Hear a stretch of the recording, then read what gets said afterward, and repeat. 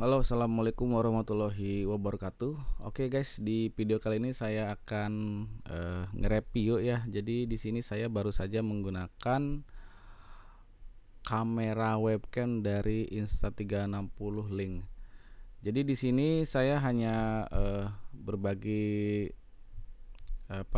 pengalaman aja selama saya menggunakan kamera ini, yaitu kamera webcam Insta360 Link ini. Menurut saya ini cukup bagus banget ya untuk kita membuat kayak live streaming untuk video apa tuh namanya tuh yang buat para gamer ya, yang buat live streaming di YouTube dan lain-lain. Jadi ini kamera ini menurut saya sangat cocok banget buat teman-teman yang mau menggunakan untuk keperluan di webcam. Saya tidak terlalu begitu belajar tidak terlalu banyak mempelajari untuk detail-detailnya, tapi di sini saya hanya ingin sharing aja ya di sini, yaitu tampilan di menunya itu seperti ini ya teman-teman. Jadi ini saya misalkan saya di reset dulu di pengaturan awalnya seperti ini. Sini kamera ini dilengkapi dengan fitur AI tracking. Jadi di sini kita bila mana mengaktifkan fitur ini, maka si kamera ini akan mengikuti pergerakan kita seperti itu, teman-teman. Ya, seperti ini. Kalian bisa lihat. Kalian bisa lihat juga di sini di tampilannya. Nah, ini seperti ini ya, teman-teman. Untuk kameranya seperti ini. Nah, ini adalah kameranya yang sedang saya pakai. Jadi kalau saya geser sini dia akan bergeser seperti ini, teman-teman. Tuh. Jadi dia akan mengikuti pergerakan di mana kita berada seperti ini. Oke, di sini juga kita bisa mengatur untuk tombol AI tracknya. Bila dimatikan dia tidak akan mengikuti. Nah, seperti ini.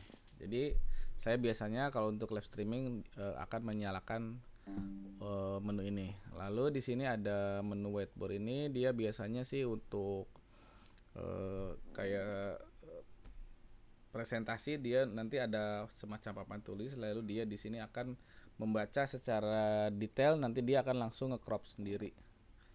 Jadi di sini karena tidak ada papan tulis, dia tidak akan mendeteknya. Lalu di sini ada menu overhead. Overhead ini biasanya sih untuk unboxing ya teman-teman. Jadi dia menunya itu, kameranya itu dia langsung ke bawah seperti itu. Oke, kita balikan dulu ke eye tracking. Lalu di sini ada apa ini, desk view. Nah, desk view ini dia kameranya nunduk ke bawah seperti ini. Jadi dia benar-benar langsung otomatis ke bawah. Hanya gitu aja sih dia. Oke. Jadi ini 4 fitur menu utama di sini. Lalu di sini untuk resolusinya dia udah mendukung di 4K ya teman-teman. Kita bisa sampai resolusi 4K di framenya 30 fps, dan ini rasionya bisa kita ubah. Di sini kita bisa menggunakan untuk YouTube biasanya saya menggunakan 16:9. Kalau untuk live TikTok atau Shopee biasanya saya menggunakan ini yang 9. Jadi ini adalah untuk potret ya teman-teman.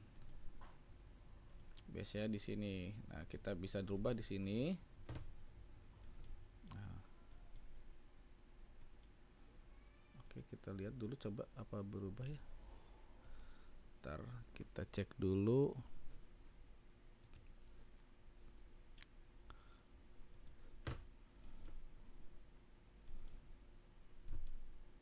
Nah, sekarang eh, untuk posisi potretnya itu dia hanya di resolusi 1080, untuk frame-nya bisa sampai 60 fps.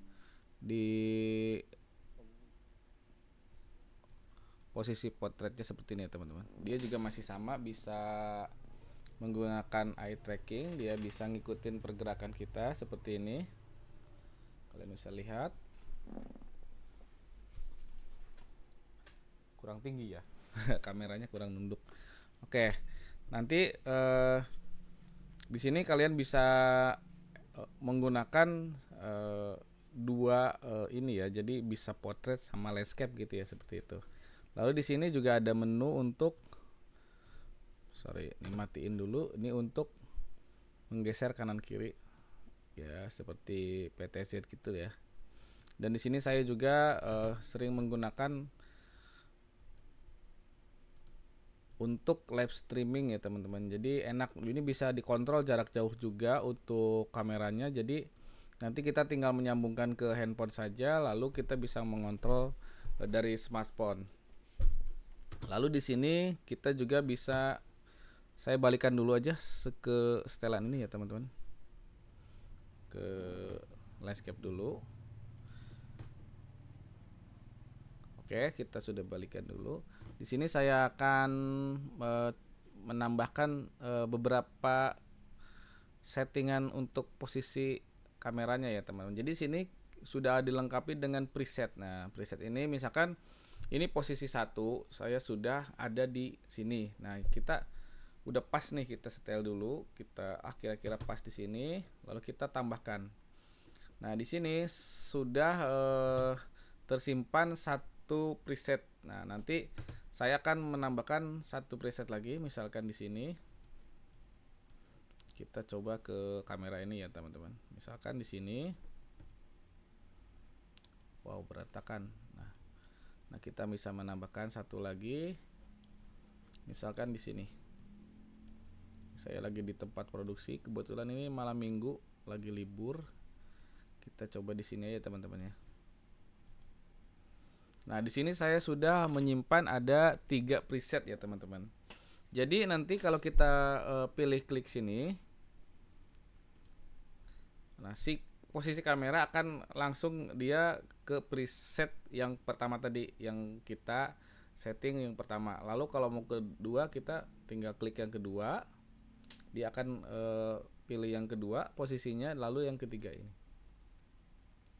Dan ini bisa kalian tambahkan sampai banyak ya teman-teman. Jadi nanti untuk live streaming itu kita bisa berganti-ganti kamera dari jarak jauh tanpa menggunakan tanpa kita harus berdiri di depan kameranya, di depan webcamnya. Nah, jadi kelebihannya itu enak. Jadi nomor 1 dia bisa dikontrol dari smartphone. Nanti juga saya akan coba kontrol dari smartphone. Jadi caranya seperti ini teman-teman. Kalian tinggal buka aja barcode-nya di sini. Ini barcode-nya. Lalu kalian tinggal buka kamera. Lalu scan aja barcode-nya. Nah, di sini langsung ada linknya.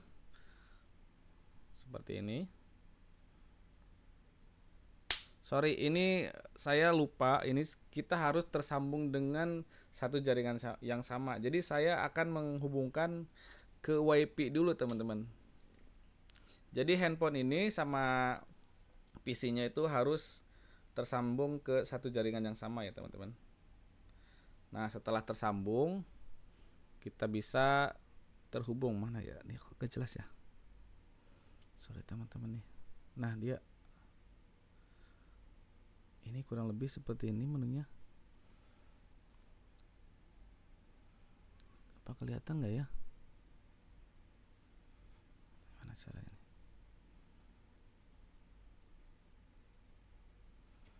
Ini autofokusnya kayaknya harus di ini lagi. Nah, kita gelapin dulu. Ini adalah contoh tampilan di smartphone-nya. Oke, sekarang saya akan coba mengontrol kamera ini dengan menggunakan smartphone ya teman-teman. Saya tidak megang PC. Ini di sini sudah ada 3, saya gelapin dulu ya teman-teman. Sudah ada 3 preset yang sudah disimpan. Kita gelapin dulu HP-nya. Kayak terlalu silau.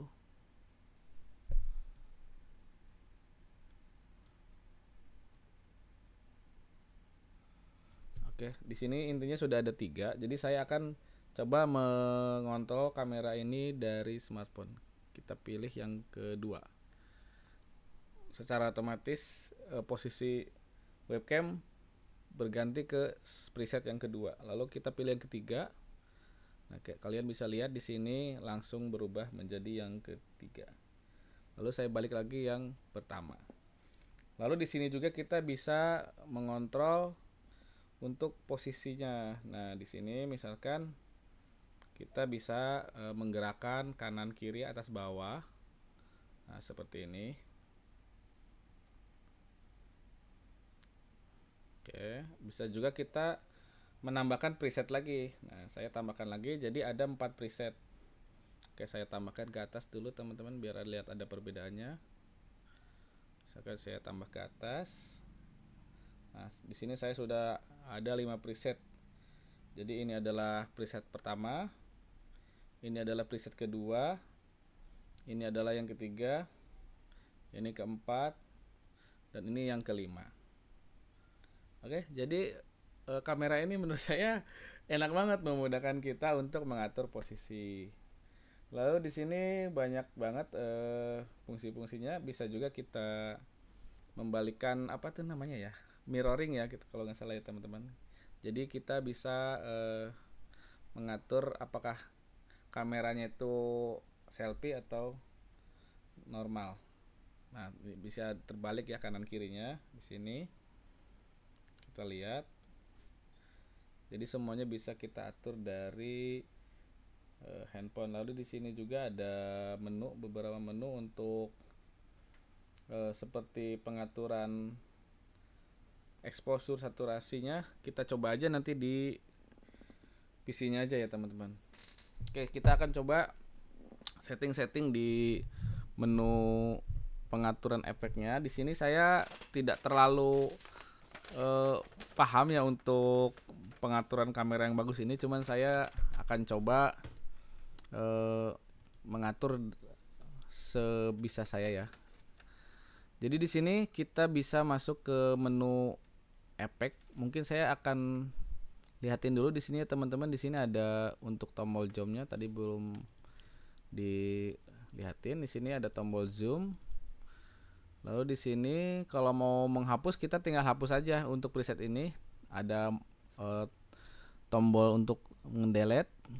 Nah, di sini ada 5 ya, langsung tersimpan yang tadi kita atur di HP ya teman-teman.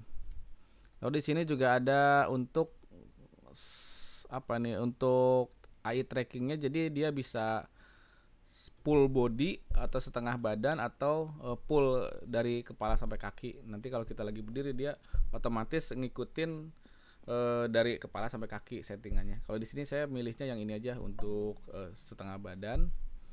Untuk kepala aja dari dada ke atas. Lalu di sini ada tracking speednya, dia mau cepat, slow atau sedang aja. Lalu di sini ada enable auto tracking. Dan ini belum tahu ini untuk apa ini. Sebelum saya coba. Lalu di sini kita masuk ke efek exposure-nya. Di sini kita kembali ke pengaturan awal. Kalau di sini saya coba untuk pengaturannya, bisa kalian edit seperti ini. Itu tergantung selera aja. Nah, kita atur di sini sekitar segini. Lalu di brightness-nya bisa kita tambahkan. Lalu di kontrasnya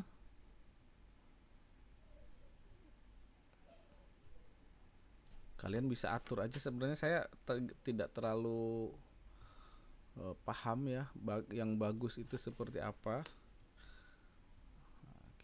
bisa atau seperti ini ya teman-teman. Sini exposure juga kita bisa tambahkan, kurangi seperti ini.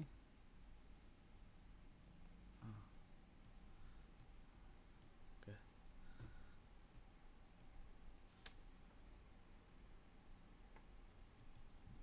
Nah, untuk ISO nya juga ada seperti ini shutter speednya, dan di sini ada HDR juga, anti flicker dan lain-lain. Oke, ini saya hanya iseng-iseng aja untuk bagus apa enggaknya saya kurang terlalu ini, cuman ini setelan saya biasanya. Kalau udah ini kalian mau ngeriset tinggal riset aja di sini, balik lagi ke pengaturan awal. Di sini sudah semua saya coba. Lalu di sini ada untuk menghidupkan ini ya teman-teman. Jadi kalau kita menyalakan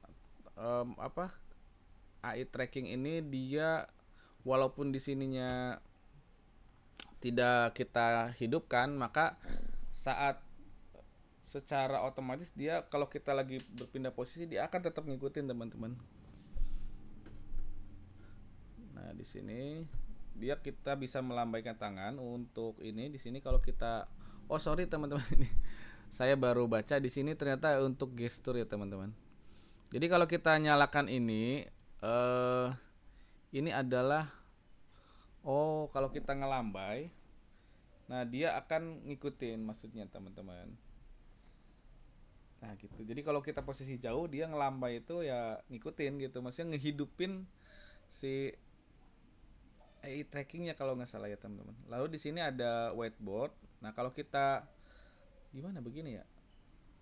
Kalau kita menyalakan whiteboard gini, nah dia akan fungsi whiteboardnya dia akan mencari gitu. Jadi misalkan kita lagi presentasi ada papan tulis yang besar. Nah begitu kita menunjukkan simbol 2 jari seperti ini, nah nanti secara otomatis kameranya itu akan mendeteksi gitu ya teman-teman. Jadi akan mendeteksi posisi whiteboardnya, dia langsung ngezoom sendiri. Saya tidak ada ininya teman-teman ya, coba ya kita ngasih pakai ini.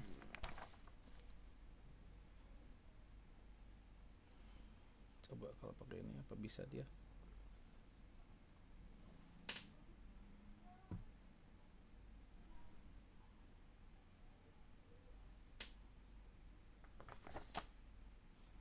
Kayaknya harus dari jarak jauh ya teman-teman. Oke, lalu satu lagi ada di sini untuk zoom. Nah, jadi kalau kita kita lagi jauh sekitar 5 meter 10 meter, kalau kita ngezoom dia akan ngezoom sendiri ya teman-teman. Jadi minta di zoom gitulah intinya lah. Coba saya akan jauhin.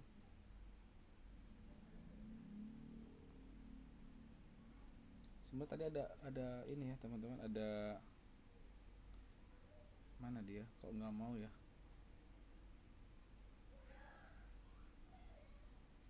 Harusnya dia ngikutin sini.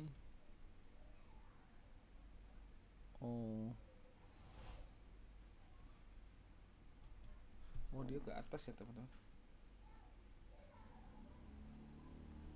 Kagak ada tuh.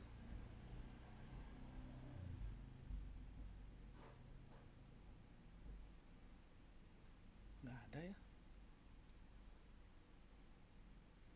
Mungkin dia nggak mau kali. Oke, tapi sebenarnya bisa ya. Sebelumnya juga pernah saya coba. Lalu di sini ada horizontal. Horizontal itu ya ini untuk membalikkan ini ya teman-teman. Lalu di sini ada smart adjustment. Nah di sini ada untuk koreksi posisi ya teman-teman. Jadi nanti kalau misalkan posisinya miring kameranya, kalian bisa di sini. Jadi kita bisa meluruskan, memiringkan. Nah misalkan saya pengen ngelurusin belakang ini posisinya, ya kita bisa tinggal setel aja di sini. Jadi ada koreksi beberapa derajat supaya posisi kamera benar-benar enak gitu ya teman. Kita balikin ke reset awal aja. Lalu di sini juga ada menu ini untuk merekam, dan di sini ada menu screenshot. Oke, jadi untuk menunya seperti itu aja. Di sini juga bisa ganti untuk tampilannya, gelap, auto, dan lain-lain lah, seperti biasa itu menu pada umumnya. Oke, jadi seperti itu ya teman-teman untuk review kamera dari kamera webcam dari Insta360 yang link. Nah, jadi menurut saya rekomendasi buat teman-teman yang suka main di live streaming. Nah, ini kamera ini cocok untuk teman-teman. Oke, wassalamualaikum warahmatullahi wabarakatuh.